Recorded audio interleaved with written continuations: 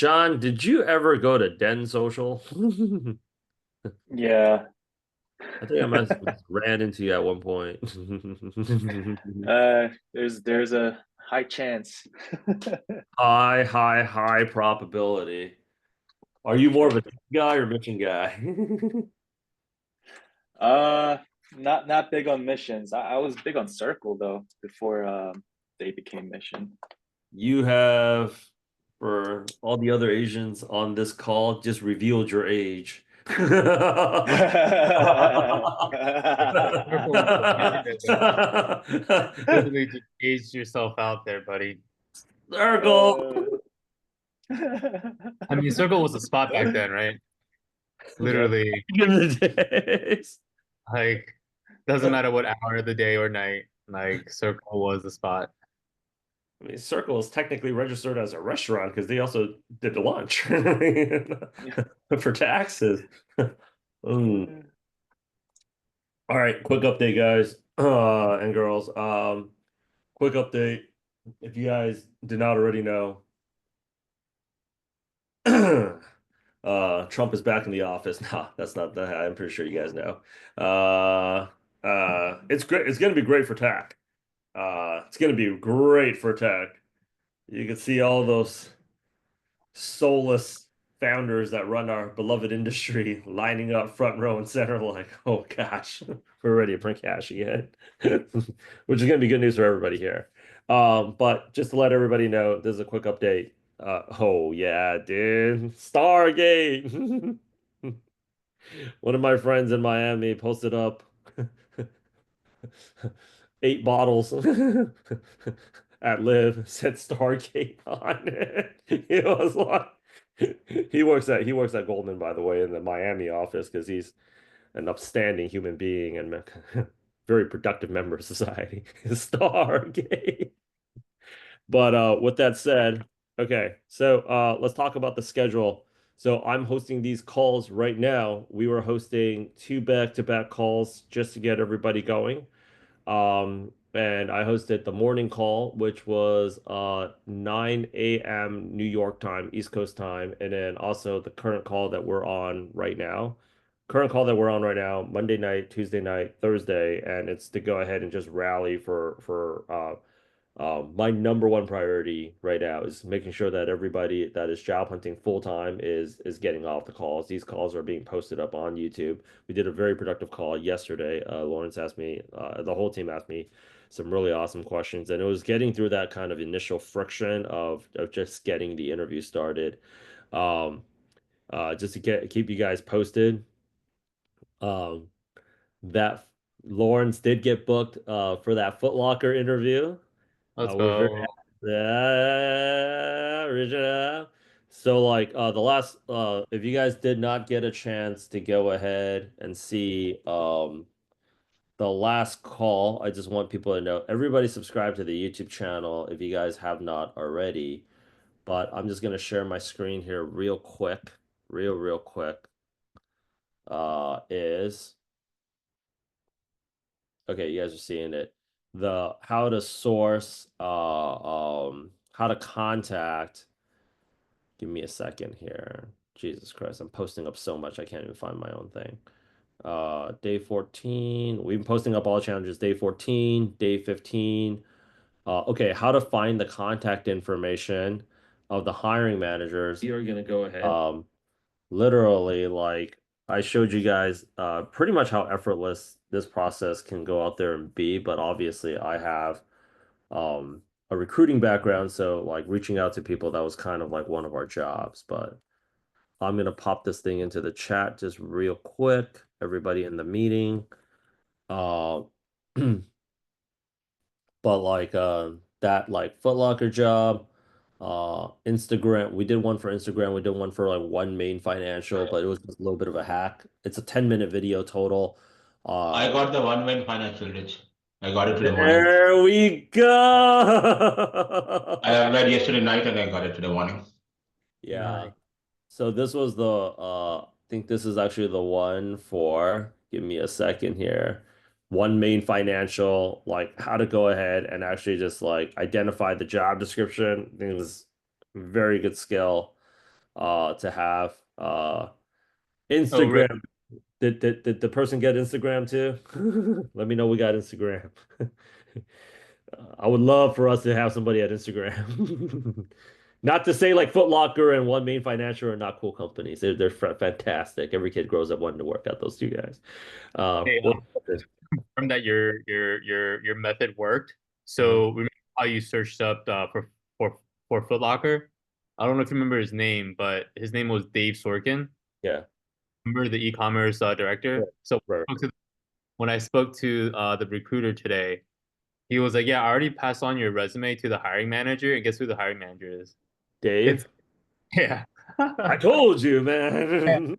yeah." So when he mentioned Dave Sorkin, he was like, "Oh, the hiring manager's name is Dave." I was like, "Wait, is it Dave Sorkin?" He was like, "Yeah, yeah, it's Dave Sorkin." I was like, "Oh, okay, cool. I already like reached out and connected with him on LinkedIn." And he's like, "Oh, that's awesome. That's great." He's like, "You'll be talking to him tomorrow." And I'm like, "Perfect."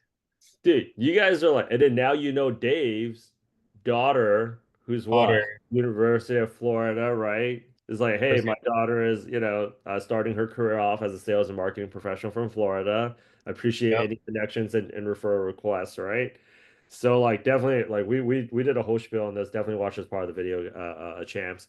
But like I ran this session so many times, and like when I was in San Francisco, people were looking at me like I invented fires. Like, you guys swear you guys haven't found somebody's IG just off of looking their freaking Tinder photo. Like, that freaking show you?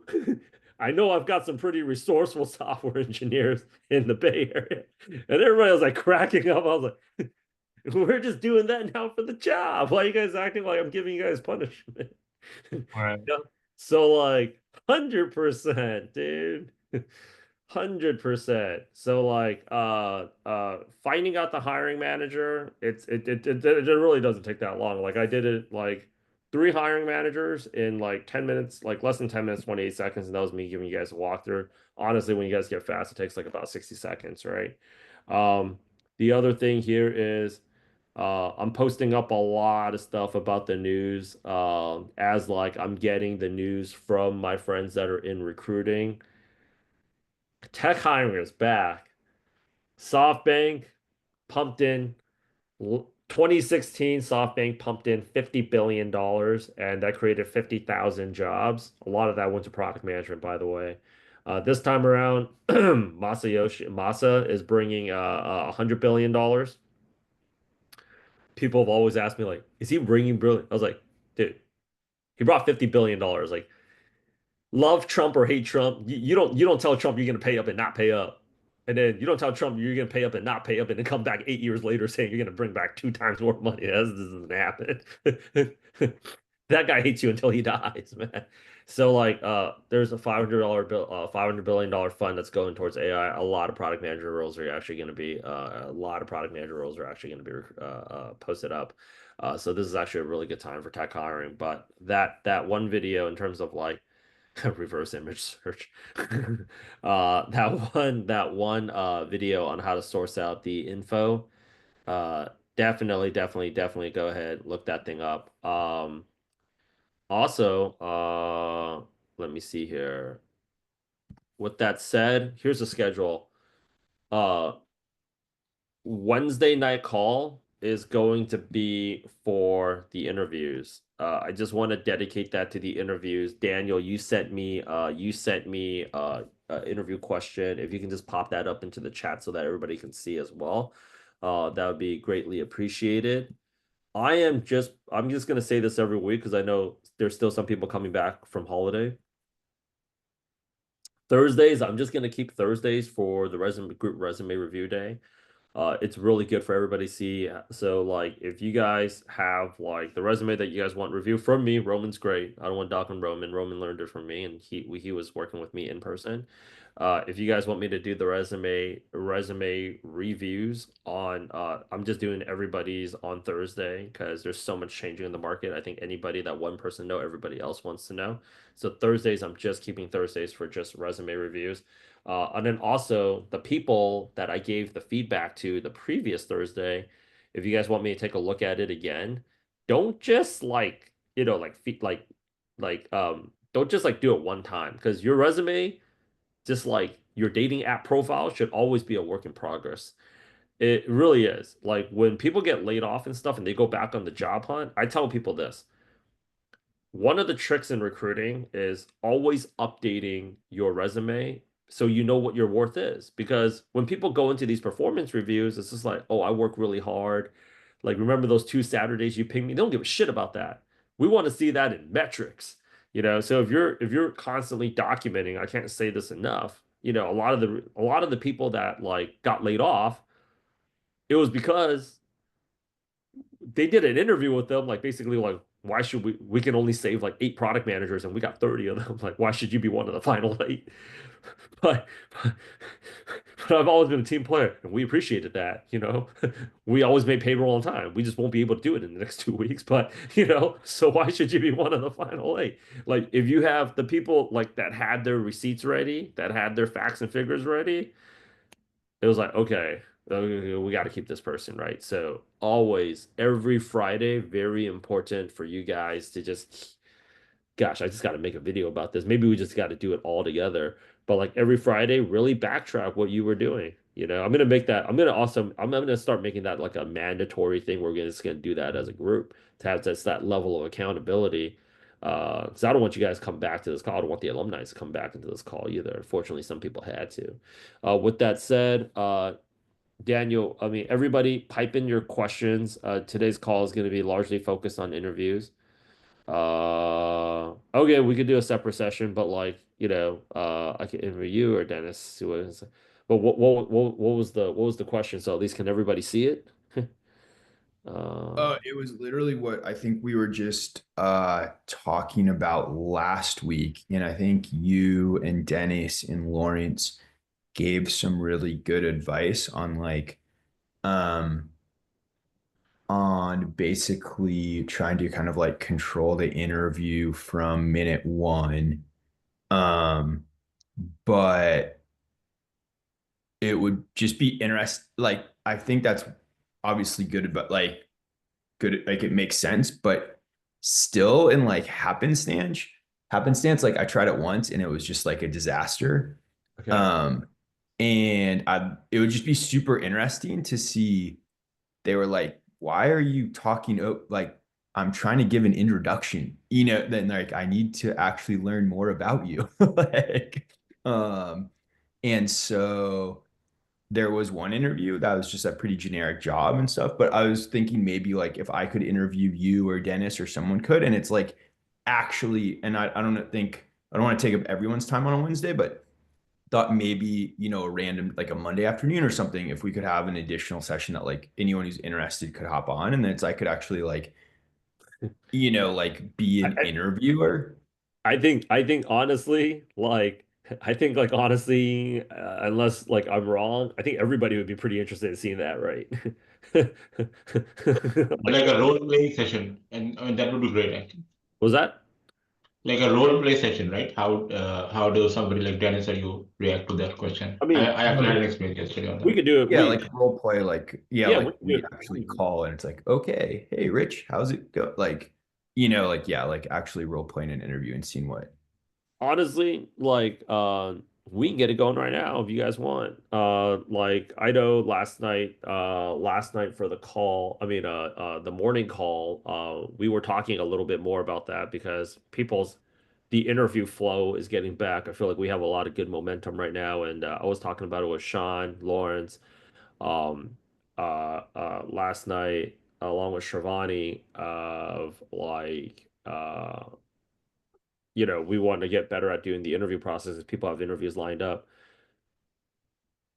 Interview questions, people. If you guys have the interview questions, like let's line them up. I'm here to help you guys knock it down, give you guys some answers. Uh, okay. I have an interview with Qualcomm next Tuesday for a senior product manager role, and the job description points includes like responsible for voice technologies, including da da da da da. While I do my best to study terms like DSP, wake word technology for and other voice AI concepts, I'm worried about technical questions that may go beyond my competence. For example, how would you reduce latency in voice AI? Can you explain how echo cancellation and noise suppression works? Sounds so military. When you face when faced with questions about unfamiliar topics, I find myself struggling to respond confidently. Any tips or guidance will be greatly appreciated. Um, okay. So while you guys are piling your questions on here, Sean, let's talk a little bit about your background. Like, do you have a voice AI background, or like w which round of the interview is this for Qualcomm? This is my first round, but it's with the hiring manager. No calls with the recruiter. Okay. Um, Got it. Okay. but but but I don't have any background in AI or anything like audio, like DSP related. So just little scared, to be honest. When I first got the email today, I was like, oh, I'll do my best to prepare for it. But like when these kind of questions come up, I feel I don't know how to like navigate through or kind of segue into something that I'm more familiar with or something about my background. Like how can I deflect Got it it. or Got whatnot? it. Got it. Wow. Got it. Question: Did Mhm. they ask? Did they ask you these questions in the email? Like, like were these like sample questions that they were like, "Hey, prepare for this"? No. They didn't provide these questions. I'm just assuming they may ask about certain features of their product, like how would you do X, Y, Okay. Z of our whatever on our future chipsets. So just trying to prepare ahead. They haven't asked me any of these questions, but I've had instances where I was asked like a very technical questions on some other previous interviews. So just trying to get ahead this time around. Got it. Just my, just my 2 cents. Sorry, Rich, don't mean to cut you No, off. no, no, you go. You go. You go. Just my 2 cents. And this is kind of like where I think what Daniel was kind of saying, like, how do we like lead the conversation? So because you don't have any of this experience, like I'm going to assume that your background is not in voice AI or noise suppression work, right? Or whatever that they're asking. But you Right. got the interview, right? You got the interview. So my immediate like thought would be like when they jump on, like, oh hey, you know, thanks for taking time to set up this this interview. I just want to ask, like, what was it about my background that really caught your attention, or like, what about my experience do you think would apply to this position? I'm just really curious because, and this is kind of where you want to be like, you can be transparent and just be brutally honest, which I think they'll respect. Just be like, I just want to be completely transparent, like and be completely honest here. Like I don't think I have a background in AI here. So what is it about the background, like, about my resume that really caught your attention? And then let them kind of feed you, uh, like an answer, right? Let them give you Mhm. ammo, and then you take that, and then you can like then start there and be like, oh yeah, I was, like we liked your experience at Samsung, or we liked your experience at LG. And then have them dig a little deeper. The more questions you ask, the more they're going to feed you, um, like just material that you can kind of feed off of and then speak to it. At least that's how I would like, pursue that. And then from there, you can kind of probably dig into it because off the bat, if you don't have any experience, like, you know, any background experience in AI, I wouldn't even know why they would accept your like why they would, have you move on to like the first round of interviews, right? Right. But Good yeah, point. Good point. Yeah. Okay. Oh, And go another ahead. Go one, ahead. and I was just gonna suggest as well, like another one that I was watching another YouTube video on. If you're transitioning industries or companies or whatever, one of the suggestions they made is even if you don't necessarily know exactly what the company does or what the job does, always be prepared with like three scenarios that will be pretty generic that will fit into the position of a product manager. And so like have like a strategic one, have like another leadership one, and have another story that would be another analytical one, I guess. And then whatever questions they ask, you can kind of blend that story that you created in your head, a concept, into the question that they're asking. So you're not sitting there looking for a story in your head to answer the question, but you already have a story. You just have to make it into the question at that point. And so I've done that before. It kind of helped me because I also don't come from any AI background or anything like that. But using my already having experience and then kind of blending that into some sort of AI concepts kind of really helped me navigate that interview a little comfortably. So just another advice if you you know, for that piece. And can I add one more thing? Thanks, Sandy. It's Mo here. Nice to meet you, everyone. It's my first time I joined this call. So in the role that you're coming in as a product manager, more often than not, if they're building up this product, they probably have data scientists that are heavily involved in a lot of the technical details behind some of the things that you're worried about. What they really want to understand, where you need to play is understanding what's relevant and what's not, and where this use case is going to fit in the customer journey. And that's what they really want to evaluate. How would you know if you're going to go down a rabbit hole where you think AI is going to solve everything, and where you think is a sweet spot of where this tool or where like this product would help solve the company's problem that they want to adopt the software. I would assume this is like a B2B solution, and the one that will help and where you can draw the line in terms of its limitation for level 2 escalations. If I had to guess, a lot of this is contact center use case, and that's where I'd spend some time thinking about. So a lot of the, you know, like utility companies, banks, when you want to call customer service, that's where a lot of this technology comes in. Gotcha. Thanks, Yeah, Mo. like, just to echo on that, make sure we end up on time is give me a second here. Yeah, echoing on what Lauren said is sometimes when we get an interview for a company that we don't feel like we're qualified for, one of the things that we should really uncover is why they're interested in us in the first place. And as I said before, we got to look at it very objectively, through a very objective lens that humbly there's other options that are out there. There's no shortage of candidates. They don't need to interview you, especially for a company named Qualcomm. It's not the most sexy name out there, but it's still a name that, you know, most people in our industry would have heard of. So like, you don't know when they saw your resume what really popped out to them, but just know that they got through 300 some people to 600 some people before they decided to go out there and schedule a call with you. It's not difficult. I'm gonna get ready to create like an affirmations playlist, like for people to listen to before they go on the interview, to like just kind of remind themselves. People told me that that was actually helping. Is that, you know, listen, the recruiter has to book. On top of that, like the recruiter books like 5 to 8 interviews per role per week, and it has to have a 60% pass rate. So the fact that they're even like, they have a metric too. They can't just be spending unlimited number of time talking to just like candidates for any one particular role. And they're recruiting for how many roles at a given time? 70 roles. So there's a reason why they chose to talk to you, and they're logging in that metric of how many people they're talking to, you know, and they're looking at that resume before they talk to you, right? If like 20% of the people that they're talking to is converting for them to the next round, it makes them look really bad too. So there's something that they know that they most likely did not add on the job description, because if they added everything that they need on job description, they'd never go home.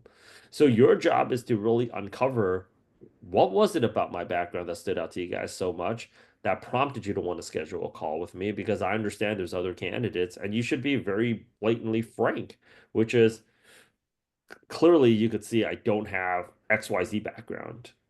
But that just means that even without that, there's something that you actually do want from me. So remember I said, show up to these product manager interviews. We're gonna get the other call from last night posted. Um, Showing up as a consultation versus like an interview where you're selling them, right? You have to like keep on reminding yourself, I'm here to consult you. I'm not here to interview for you. And when you're actually showing, coming up here, like wondering, like, you know, why am I even here? That just shows so much strength, and the fact that you have so many options. that really puts it back on them. Like, you decided to call me, so like, well, why am I on this call, right? And then from there, you basically take the call from there. If you start trying to conjure up ideas of like why they're calling you and you start trying to visualize how it's going to go down, you're putting yourself in a very stressed state even before the interview starts. And this is actually where a lot of people get rejected, is like they're showing up to the call so nervous, so much like anxiety kills your aura. And they're just wondering, like, does this guy have something to lie, or did you guys just feel like radically off about that? So like you don't want to go there. And also this is the reason why we're talking about filling up the pipeline, you Hey, know. Rich, I have a Uh-huh. quick question. What you're saying, I think, and maybe I'm just like being a little too literal, but I think last time it was like controlling the conversation from minute one, et cetera, et cetera. What, like, let's say you're being interviewed from Qualcomm, and you're like, I'm kind of, I'm somewhat qualified, but maybe missing a few pieces, and you want to ask them like, what about my background stood out? Why try to press it and do that on like second 90 of the interview or like ASAP rather than, I think, which kind of, like I said, maybe I misunderstood, but it sounds like you guys were kind of recommending versus maybe doing a more conservative route, or I don't even know if conservative is the right word, but saying, yeah, like my name's Dan. I have some experience at big tech and startups.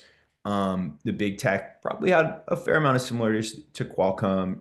I don't know, saying like a few things, like going over your resume in, let's say, a few minutes. Like I was at, big tech, and then did consulting, and yeah, worked at a few YC startups. Um, and I think there is some relevant experience there, especially, at big tech. But I'd love to hear more about the role and the problems you guys are facing, and like, what the similarities you saw in my resume are, and like what you guys are actually looking for. Like, I probably would be more like say that better than just being like, yeah, my name's Dan. I'm from the Bay Area, and like want to hear what you're looking for or something. And then, I don't know. So like, is there any difference between the two? Like, it seems like you're still kind of controlling things if you do talk a bit about yourself, and then you're like, so what, so what are you guys looking for, et cetera, et cetera. Or like, what do you think? Okay, so if you're gonna come off like, well, a few things to go there and unpack there. You're gonna come off and you're gonna say something like, "Oh yeah, so my name's Dan from Bear. What are you guys looking for?" Like the exact wording of it is, "What was it about my resume that stood out to you so much that prompted you to schedule a call with me?" I want to Mm. understand where it is that I fit. Like, what's my product market fit in your organization, right? You want to understand how it is that you actually fit in. And you want to go out there and start like these are probing questions to better understand how to go ahead and pitch yourself. The problem with the traditional approach is it's boring, it's predictable, and it's unmemorable.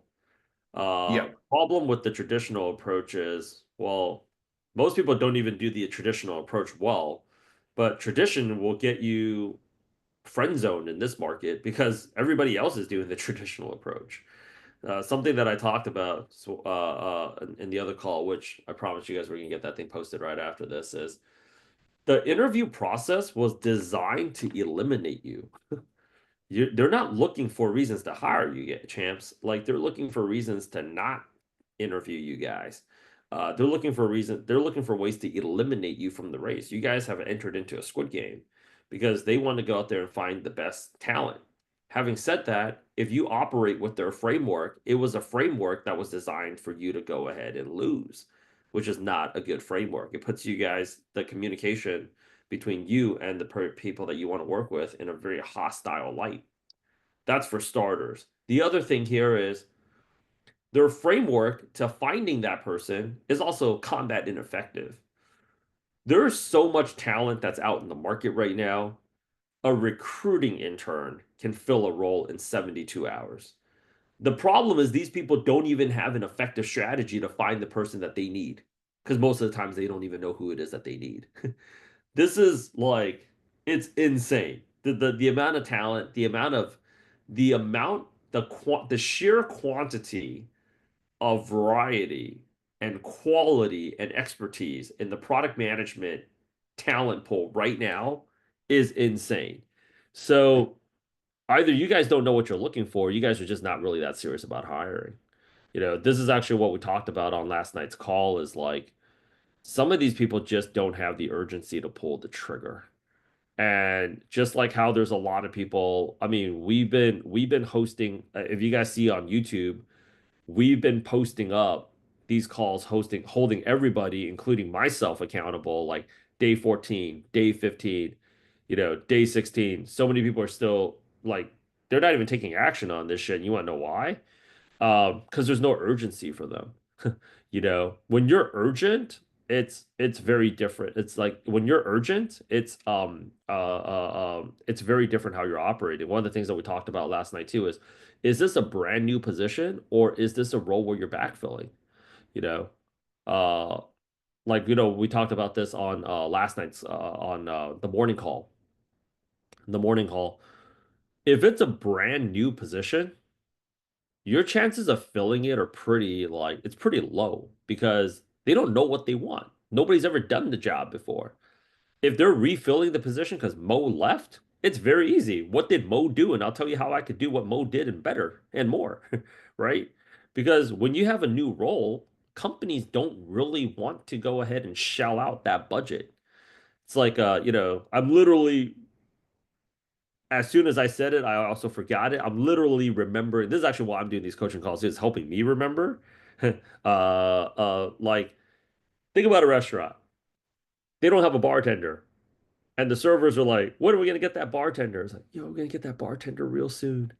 But in the meantime, you keep on making those drinks? I mean, you're doing a great job making those drinks.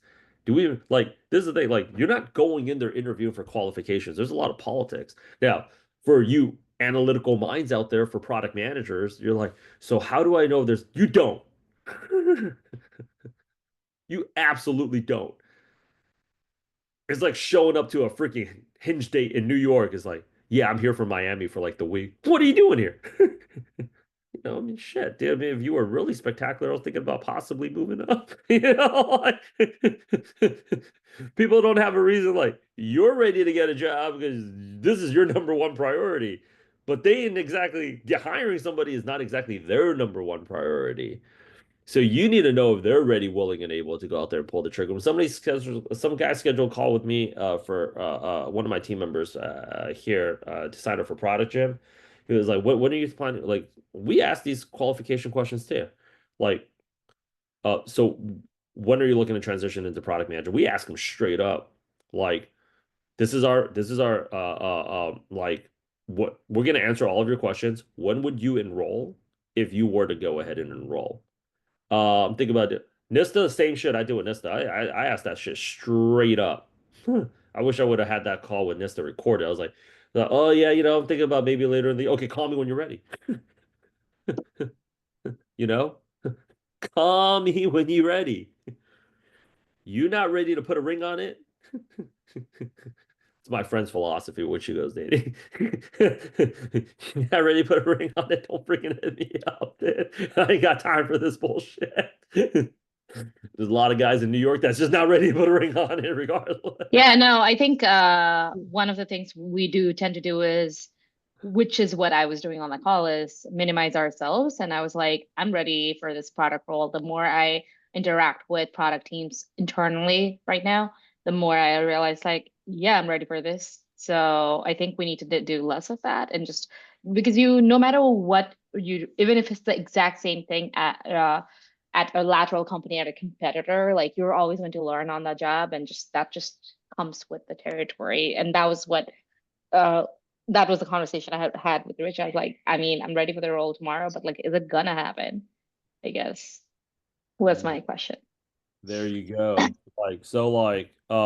I think we need to get out of this mindset of effort. Like, we really need to get out of this mindset that effort equals like reward. Um, like, yeah, I like really appreciate the fact that I really appreciate the fact that like you're working really hard. Like, if we're putting out like I recorded, I told you guys I recorded like 40 something YouTube videos yesterday. The purpose of those YouTube videos was to get people to book calls, buy our programs so we can print cash. If the difference between the employer mindset and the employee mindset is like if that thing didn't generate one call, it's like we got to go back to the drawing board and think about how it is that we're going to be able to, put some more quality calls out, videos out there, right? So like when you're asking all these questions, we're assuming that just because we're doing everything right on our end, that we are rewarded with this offer letter, and that's not true. Just because you work really hard on a startup, it doesn't necessarily mean the startup is going to be successful. Just because you interview very well and you answer all the questions, it doesn't necessarily mean you're going to get a job. So like controlling the conversation is really like I'm here to interview you as well. Because I think the last thing you guys want to do is just get laid off in the next 4 months due to no fault of your own and just to be back on this call. Right? So this is where a term, Mo asked me this question when I was talking to him in December for a little bit.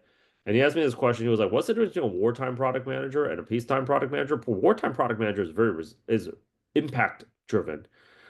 Peacetime product manager is just results driven. It's like, okay, I did this, right? Like, if you guys were running a pizza shop and you had money on the line, what you care about is selling pizza. You don't care that I posted up, I was dancing all day making TikTok videos for you. Did it sell us any more boxes? If not, then you either need to dance some more or stop dancing and do something else. Because we're looking, at the end of the day right now, when companies are interviewing you, this is what they're thinking about. Am I going to get a return on this investment? Are we going to get money coming back to us? Netflix cut back on every single content category except for Korean content. They 3x Korean content, and it wasn't to go out there and meet a DEI initiative. It was because they thought that it was going to help them get either more subscribers or help them retain their current subscribers. That's it. Okay? None of those tech CEOs took a photo with Trump because they actually want to be his friend. It's about how much money they can make off of him, and it's also how much money he can make off of them. When they're talking about like, you think that the CEO of TikTok is actually talking to Trump about like, yo, man, we love America. Like, no, Trump is like, we talked, and they're not wrong. It did help me kind of get that youth vote. It's, what are you doing for me, bro? I got money. You know, people are very, very, very, very selfish. So when you hit that greed button, well, you always win. My old boss used to say this. Nothing says thank you like money. Nothing says I love you like money. Nothing says sorry like money. How are they going to make money off of you? So this is why 80% of the Fortune 500 CEOs is why we have a tech sales program. 80% of the Fortune 500 CEOs have a sales background. And even the ones that didn't, like Bill Gates and Mark Zuckerberg, they became salespeople really fast. If you take a look at Elon, he's a genius, but that guy is a sales genius above all else. Guy sold like 1,000 Teslas in a 1 hour presentation in China. Like, why do I even need a sales team in China? I might as well just do this shit myself. I don't even speak Mandarin. You know? It's like we need Tesla is about innovation. It's about people that dream big, like the Chinese. Forward thinking. I'm a forward thinking big thinker. That's why I drive Tesla. Exactly, right? People are thinking they're always thinking about that. So when you guys are going in there, get out of I'm gonna beat this thing out of you, Sean. It's just like you got to think like you're going in there. Don't go in there with the employee mindset of like, okay, I got this job, and I'm spending a little bit more time on this because everybody's like, oh my gosh, I got this interview with Instagram. Oh my gosh, I got this interview with like Spotify, or like I got this interview with like Airbnb. Holy crap, I got to go out there and do a bunch of research on Airbnb. I got to tell them like how I have all this. They can tell by your resume you don't have it. Don't focus on what it is that you don't have because that's not something that you can control and you can't rewrite the past. If you guys have access or find the time machine, let me know. I'll be willing to pay top dollar to go in the time machine. I would do a lot of things differently. 8 years for me running product gym went by like that, right? What was it about? Like, I'm legitimately very curious. What was it about my background that stood out to you so much that prompted you to schedule a call with me. Okay, interesting. And why are you interested in that background, right? Interesting. Okay.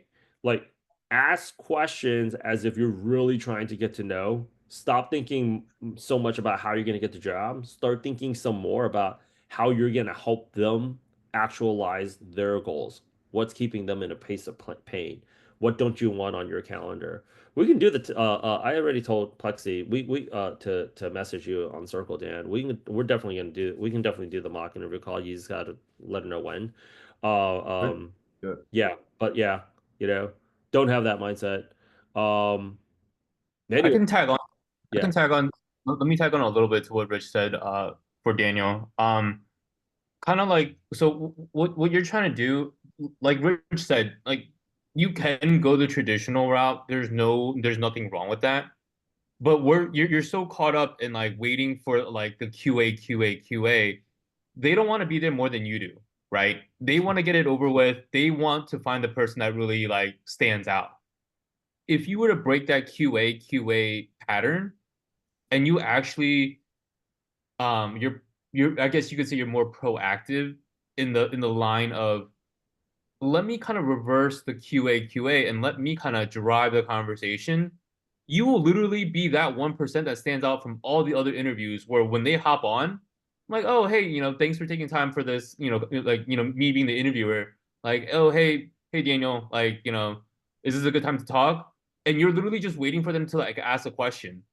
Like they're just like, oh my God, like I'm doing this again and again and again. But if you were to be like, oh, like, you come in and you control the narrative and you control the flow, then it'll literally catch them off guard, right? I've been in, I mean, we all here have been in interviews, but I've been in an interview where I answer all the questions correctly. At the end of the day, it was either like just luck or just like, or like whatever, just not being in the right place at the right time. But I answered everything correctly.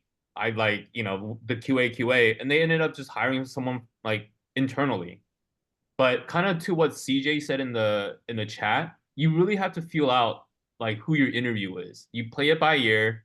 Usually before getting to the round one, you'll speak to the recruiter. Like for example, today I got an interview with Foot Locker. I spoke with the recruiter. The recruiter was like, "Hey, Dave Orkin, he's a straight shooter. He doesn't beat around the bush, but he's a really cool guy to talk to. Like, and he was like, I love working with him. I love talking to him. I think you're gonna do well. Do your little research on LinkedIn. Go on the recruiter's profile or go on the hiring manager's profile if you know who it is, and then kind of glance at their experience and like kind of check out their profile. At the end of the day, like you'll either hop on with someone that's a complete straight edge, and if so, then that's when you'll probably want to approach it like your traditional way because he or she or they doesn't want to break that cycle. But if you're like today, when I'm talking to the recruiter, like granted, people that work in the fashion apparel industry are a little bit more laid back versus the tech, right? So I worked on both sides. Me working at Nike, when I interviewed at Nike, super relaxed. So no, me going to footwear, me going to Foot Locker, I know it's going to be the same vibe. So to what CJ said, you have to play it by ear. And then as soon as you hop on either the recruiter like screening call, you can ask them literally about the hiring manager. They're there to help you. Like if it's a win-win for them. You get hired, they get like, they get known for it. They're like, oh man, like I did my job. I passed you on someone that you're gonna hire. They get paid, you get paid, everyone's happy, right? So utilize the recruiter to your benefit. Ask them as much as about you can about the hiring manager, and then from there, you can get a feel for okay, like are they a straight edge? Are they someone cool? So on and so forth. And then from there, you can kind of like, I wouldn't say script out your narrative, kind of like what Rich said. You don't want to like pigeonhole yourself and you're just like, oh my God, this is the narrative I'm going to go in with. But you have a general idea that this person is, he's pretty laid back, or like, hey, this guy's a, straight shooter. He doesn't beat around the bush, but he's really like comfortable to talk to. Then you kind of you formulate like an idea of like, oh, maybe maybe in the past you've spoken to someone like similar like this. How did you speak to them? right? So again, at the end of the day, when you go into round one, it's to kind of stand out. So however you want to take that, do you want to stand out by being traditional, or do you want to stand out by breaking that QA pattern and then initiate the conversation?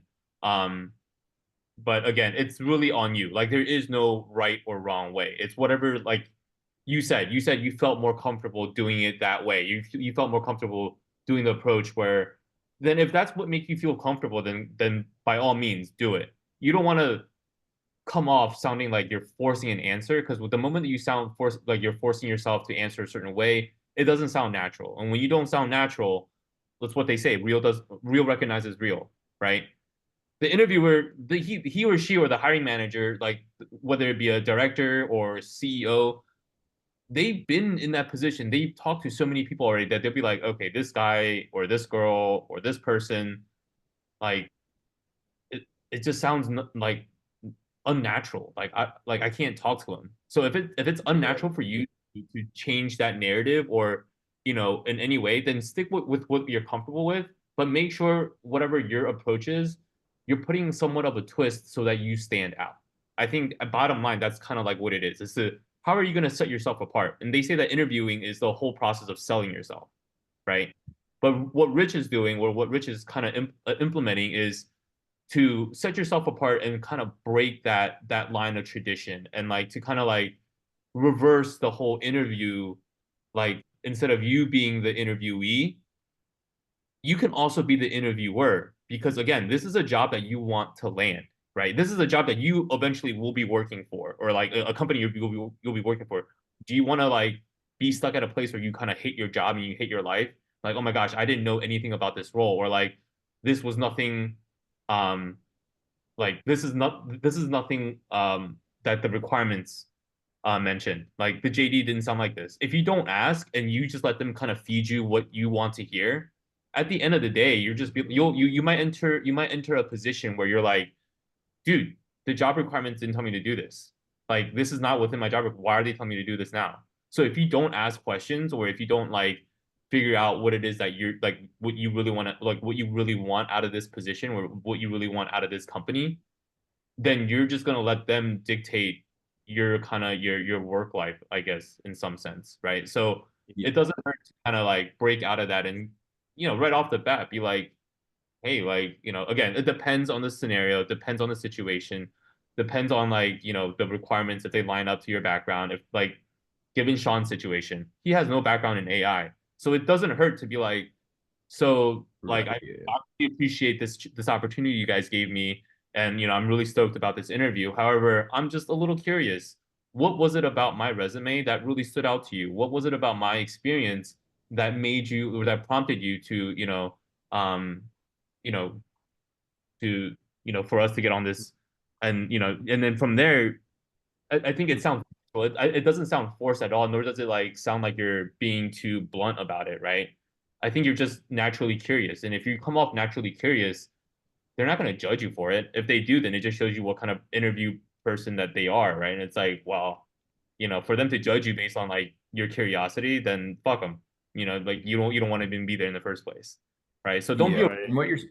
and what you're saying is totally true. Like, and Rich, what you're saying is true too. Where like I think probably my problem is just being bored, just not standing out. And like what you're saying, there's a million people that you're going for like a quarterback position in the NFL or whatever, and there's like a million people that can like sling the ball.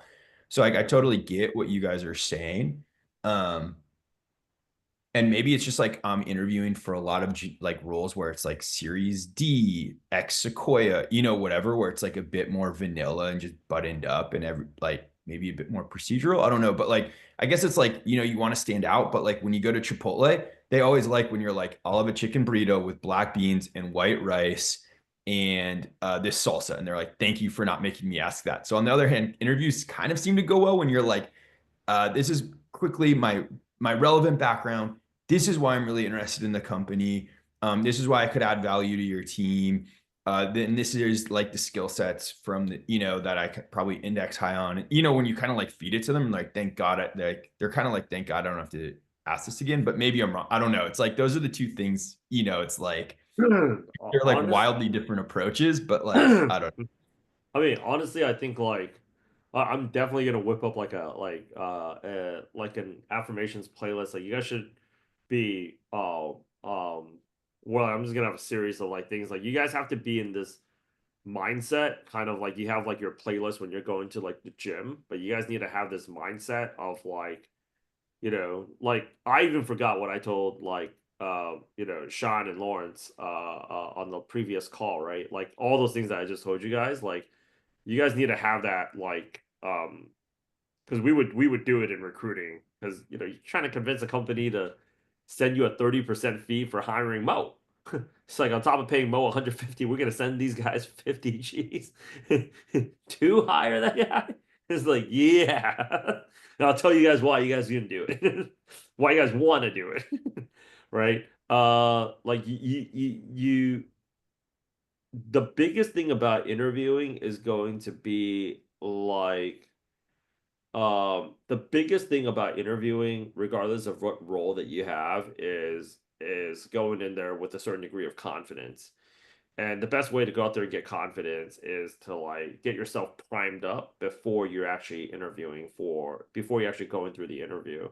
Because the people, and what I've noticed with people that's going into the interview, they immediately have this mindset that like, holy moly, like just right before it'll have a setting time, and sometimes it happens just within the first 4 minutes of the interview, is that shit, like I'm not going to get this job. Like whatever it is, they start breaking down mentally. That is going to be the one killer beyond any lack of skill or expertise, because people buy confidence.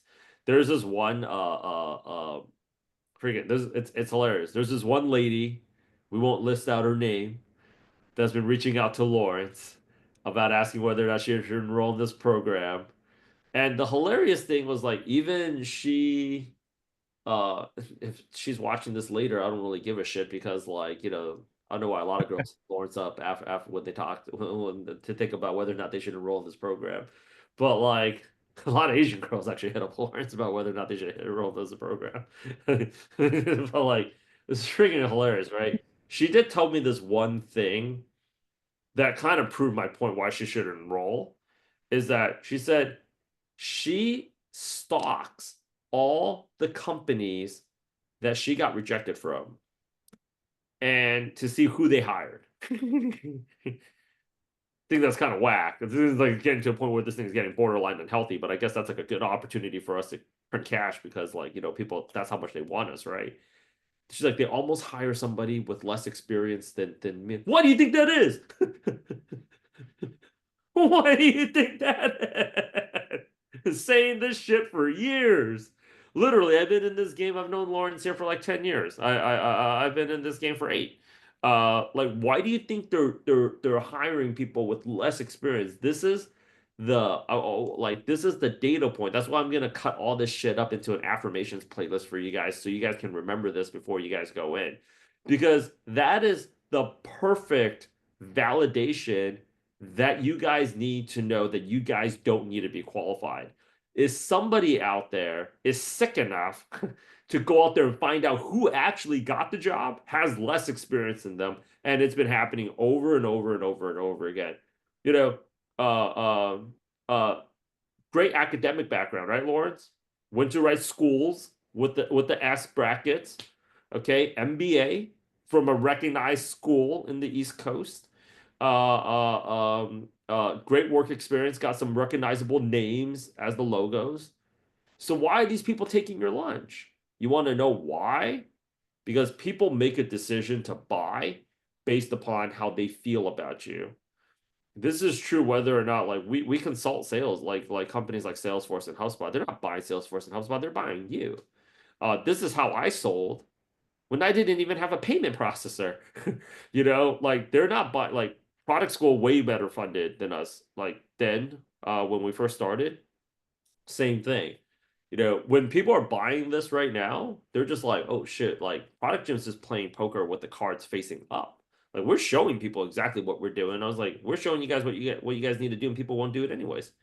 People are seeing this thing's on YouTube Live right now. We've been on YouTube Live nonstop for like 20 some days, dude. And people are still like, but, because in tech, they're just so afraid of getting things wrong. And that's actually one of the key KPIs that they look for, and whether or not they're going to keep a product manager is how willing is this person to go out there and make mistakes.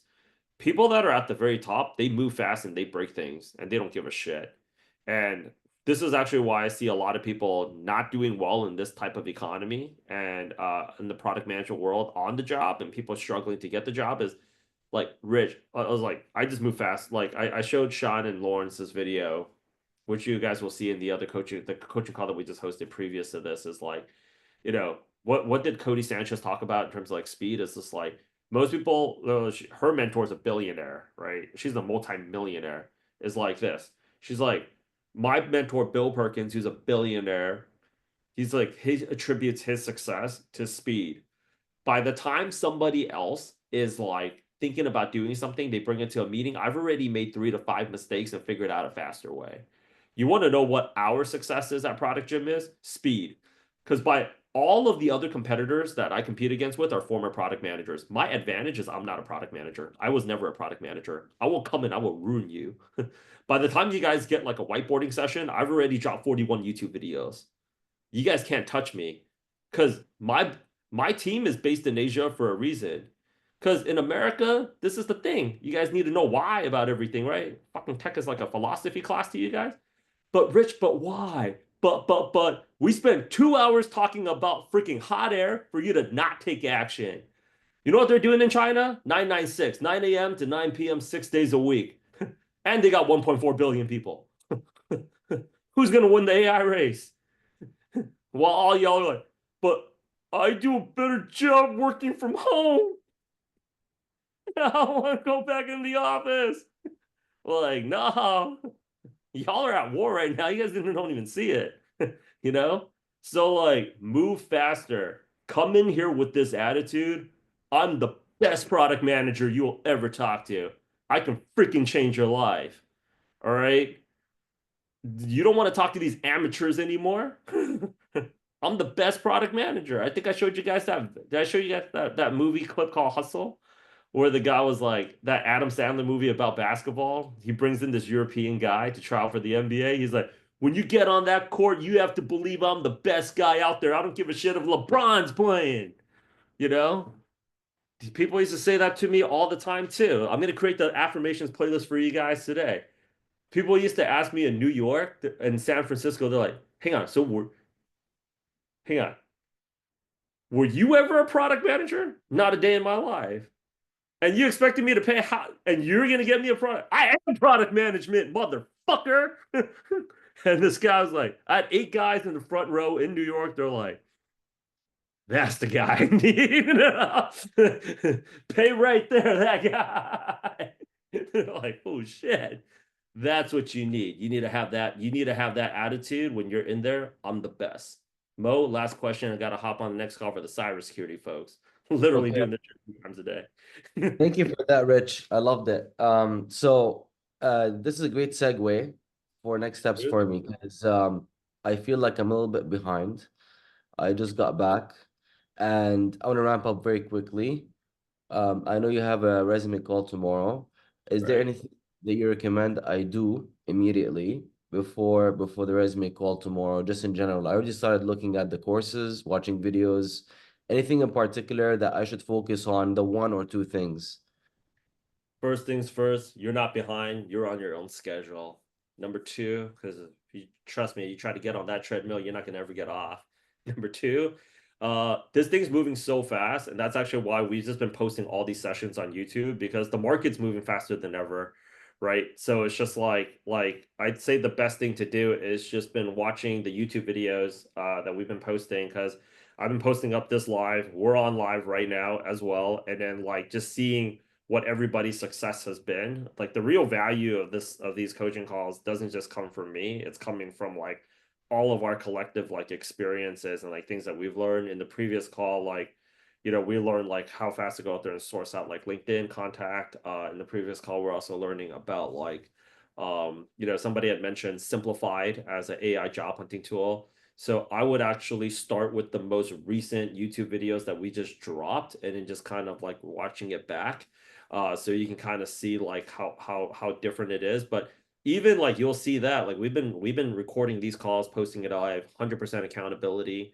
Because now people like they actually got to go to work, is like because like we're checking in like every 24 hours, like where you at? Okay, did you follow up? Where are we at? Like every 24 hours. So it's just like making sure that we're having that level of accountability. So for everybody, I recommend there's a lot that's also happening in the news. I've been also covering a lot about what's happening in the market. Trump signed 200 plus executive orders.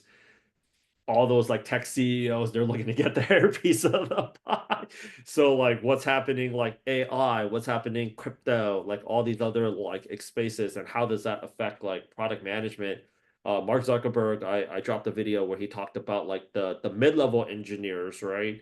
The mid-level engineers are going to get replaced by AI. He was like, at first he told Joe Rogan like probably, but I actually recorded that clip where he was like, Joe was like, probably. Okay, yeah, they are going to be replaced by AI. So those are things that are factoring into the product dynamic too. So it's kind of like when you watch a period piece, like a movie about like what's going on with the mafia in New York during the 1960s, but it's just like or like the 70s, like, but also at that time we had like the Vietnam War that was going on, and they're bringing in drugs, right? So I want you guys to also have like understand, because on the hiring side, they are looking at all these things. JP Morgan Chase, I've been recording as many like recent event videos, so you guys are up. They set up a whole freaking wing to analyze every executive order that Trump just signed on Monday and how they can make money off of it. Like they set up a whole that office, that floor is getting set up right now. Whiteboards and everything. Here, because they know this administration has been moving extremely fast, right? And tech is going to be at the forefront of that. Obviously, we only have so much time, but I've been trying to keep you guys as updated, because the tech CEOs, that was like Michael Rubin's like all white party. Like everybody that was anybody was in deal who wanted to be on Instagram in DC that night. Shit, I wish I was there. But like that a lot of people had conversations. So like definitely go ahead. Been watching like staying up to date. It's not like getting this job is not about just getting this job anymore. You guys have to understand economics. I came out from a history major. Let me put it to you guys bluntly. That was a party major. Like since the tech recession has kicked off in like April and in May, I have really had to like I started like talking to more of my finance friends in New York more, and like really trying to build up my financial literacy and really understanding the market dynamics, and like really trying to understand like my amateur understanding of econ. So like when you guys are on these calls, understand that on their side, on the hiring side, they are looking for these things like, okay, we want to go ahead and win the AI race. Why do we want to go ahead and win the AI race? Well, we want to go ahead and win the AI race against China. Okay, so what do we need? We need data centers. So what does that also mean? We need more power. You guys are going to see a lot of investment in infrastructure and in electricity, right? Because every time you guys put in a ChatGPT prompt, that burns 3 quarts of water, right? And that also means what? We need more nuclear reactors. That also means we need what? So, you're starting to see like where tech is shifting their priorities on. And that means they're taking off. They're like, okay, so in order for us to fund some of these projects, what's taking up the payroll? A lot of these software engineers. So how does that factor in for product managers? Right? It's like product managers have to like know AI, are going to have to really understand how to deploy AI agents and AI engineers. Not immediately, not as in like, because we have the AI chatbot curriculum. This is actually where it starts. Not immediately, but you guys need to understand that. Just the recent events alone, I'm covering this shit like hard. You know, like when like I'll cover it for you guys in a different way too. Like when Donald Trump says that, we want Greenland, it's so funny that all these tech podcasts, they're just like, "Oh, I just think that's just so smart. That's just good business." Because man, you can't just be taking freaking territory like that, but they're looking at it like how much money they can go ahead and make. So you got to start thinking about like where the priorities are. A lot of the people are interviewing for jobs out there where it's not main priorities. Because when you're like a CEO, you're looking at that and you're like, even at Foot Locker, they're thinking about that kind of shit. Like, okay, that puts pressure on us. Our manufacturing sites are in China, so like we got to start. Like, you guys have to start understanding how the top level decision makers are actually making their decision. I never had to think about that from 2014 upwards to March 2022. Coolio, whatchamacallit. With that said, I really got to hop. Cybersecurity is waiting for me. Cybersecurity is going to be a huge, huge, huge niche. Yeah, all these calls are posted up, but like keeping everybody accountable has actually gotten us so much more interview activity because now you guys know you guys are being held. Like we're not putting it out there. And the other thing is like the market's moving so fast right now that like things like 21 days, 30 days ago is like that's actually one of the big pushes for work from home to end is because they're just like we don't have time to tell this person this and then this person like no other teams are moving faster and they're going you know China all the tech companies in China actually every company in China they ain't doing no WF work from home nonsense. They're in there. They're in their crane. They're in there shipping fast, shipping often.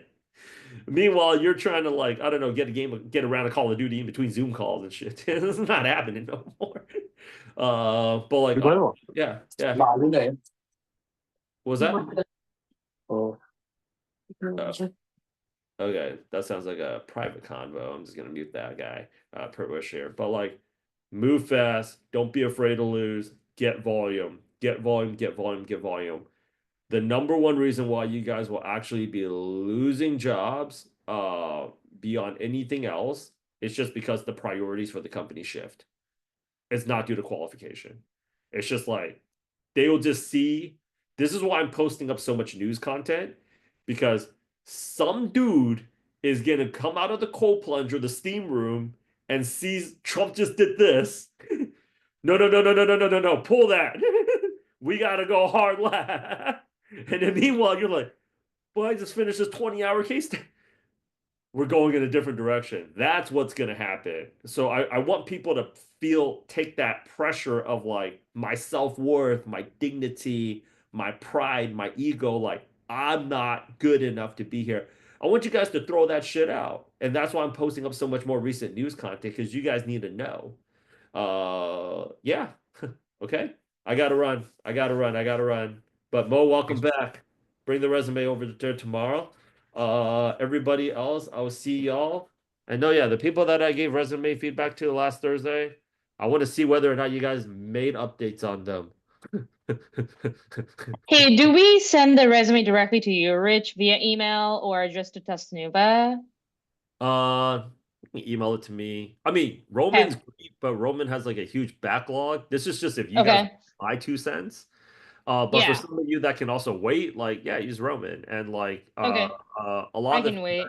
yeah, a lot of the feedback that I also had, like they told me like this is why Roman did this, and I 100% see it. Like he also knows the backstory too. But if you guys just wanted me to take a quick glance, bring it on Thursday. All right, Thank you. gotta go, gotta Thanks, go. Rich. Thank you guys. Thank you guys so Thank much. you. Keep at it. Reach out to people. Lawrence told me he's made some new friends. Like mock interview each other, hold each other accountable, apply together, get off this call ASAP. All right. I'm here And with y'all. Sean, if you had any questions about AI and stuff, you can ask me. I have some background. So please reach out. Okay. Cheers. Get it. Thanks. Let's All right. get it. Thanks, Let's Mo. get it. Let's get it. Bye, guys. Okay. Renat, are you on? Yeah. Yeah. Yeah. Everybody off. I'm here. Yeah. Just let's let everybody clear off for a second. And How's it going? not too bad, man. Just staying really busy, making sure everybody is just, getting on with it. Yeah. Yeah. Okay. Yeah. What you Yeah, saying one resonates to second. me. Yeah. It's like 1 second. Plexi, you can go have a rest. You've been working really hard today. You don't need to be here for this. I will go ahead and work with yeah, she hopped.